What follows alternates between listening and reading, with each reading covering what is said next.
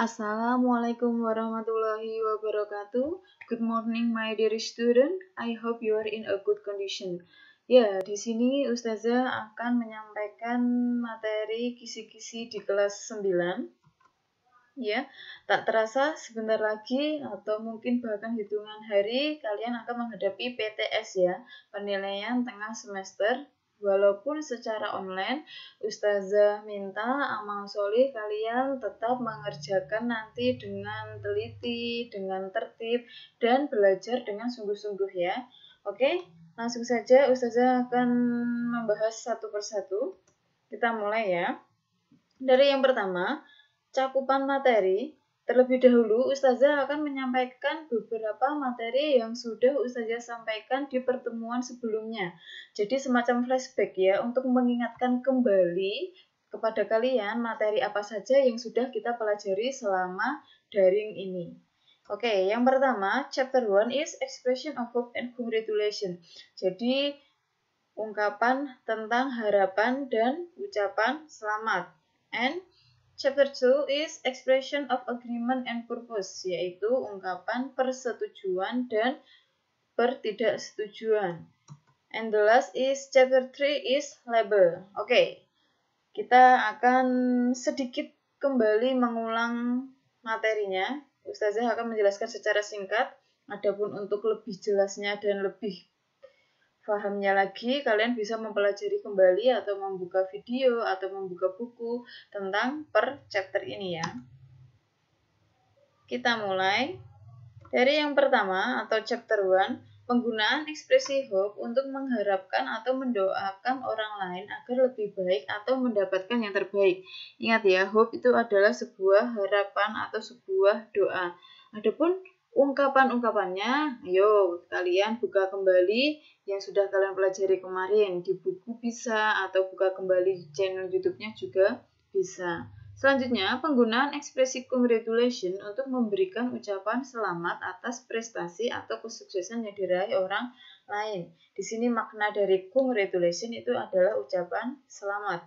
Nah, untuk lebih pahamnya lagi, untuk mengingatkan kembali tentang materi ini, kalian bisa mempelajari buku paket Erlangga halaman 2-9.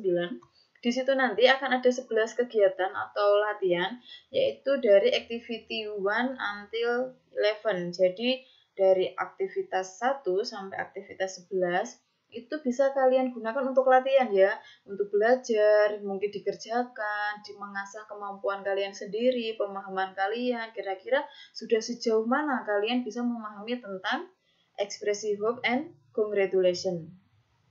Lanjut.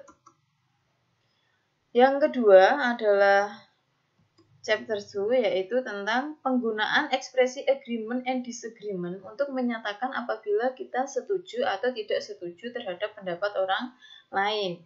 Ungkapannya bisa kalian cek kembali ya ke pembelajaran yang sebelumnya. Selanjutnya, penggunaan purpose untuk menyatakan tujuan atau maksud yang kita kehendaki. Ini juga sudah Ustazah sampaikan.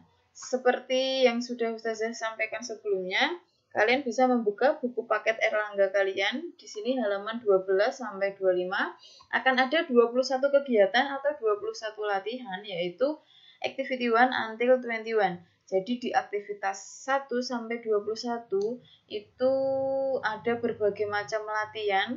Nanti bisa kalian gunakan untuk belajar. Intinya sering-seringlah kalian berlatih agar kalian itu bisa. Ingat ya, kita itu bisa karena terbiasa, dan kita pun mampu juga karena kita mau, ada kemauan untuk belajar, untuk terus mengasah kemampuan kalian. Dan kemudian yang ketiga adalah chapter 3, tentang apa? Apakah ada yang ingat? Ayo. Chapter 3 is about label ya, label atau bisa juga brosur. Penggunaan label atau brosur itu untuk mengetahui informasi yang detail dari setiap produk makanan atau minuman atau obat yang akan kita konsumsi. Jadi misalkan ketika kita mau membeli makanan, minuman atau obat, kan biasanya di bagian belakang kemasan itu pasti ada label atau brosur yang berisi kandungannya berupa apa aja, kemudian tanggal kadaluarsanya, kemudian perkemasan itu isinya berapa, dan sebagainya. Bisa kalian buka kembali ya pembelajaran di pembelajaran sebelumnya. Dan untuk chapter 3 atau chapter ketiga ini ada di buku paket Erlangga halaman 28 sampai 40. Ada 11 kegiatan yaitu activity 1 until 11. Digunakan untuk latihan ya. Oke, ini Ustazah menyampaikan secara singkat saja. Kenapa? Karena Ustazah cuma ingin mengingatkan kembali kepada kalian tentang materi-materi yang sudah dipelajari. Dan dari ketiga chapter tersebut memang masuk ke dalam kisi-kisi PTS tahun 2020 atau 2021. Yuk kita cek bersama-sama. Ya, di sini ada berupa materi pengetahuan, kemudian materi keterampilan, kemudian bentuk materinya atau bentuk soalnya, dan jumlah soalnya. Bisa kalian lihat, kalian amati, kalian baca sendiri di sini. Per chapternya ini semua sudah Ustazah sampaikan ya. Jadi nanti kalian tinggal membuka kembali buku kalian, terus sering-sering pelatihan, atau mungkin selain buku sekarang kan sudah canggih, kalian juga bisa membuka internet, latihan lewat internet, kemudian cari informasi ke internet dan sebagainya. Di sini kisi-kisinya ada chapter 3, chapter 4, chapter 1. Jadi ini hanya angkanya saja ya.